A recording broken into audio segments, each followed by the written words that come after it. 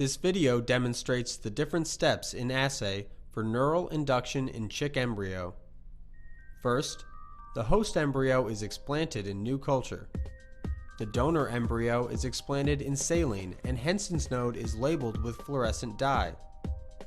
Hensen's node is excised from the donor embryo and transplanted to the host embryo.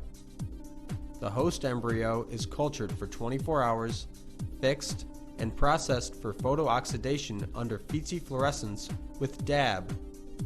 The embryo is processed for in situ hybridization with a neural marker.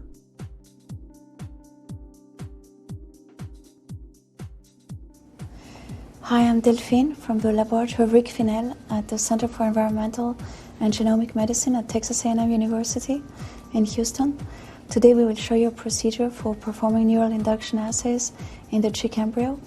We use this procedure in the lab to study the effects of antiepileptic drugs on the neural inducing properties of Hensen's node.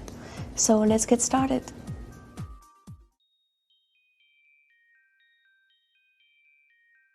For the neural induction assay, eggs need to be prepared.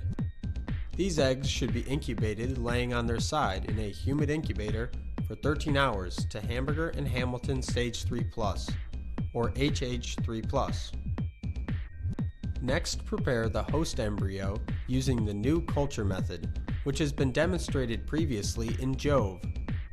Cover the surface of the host embryo with 200 microliter saline.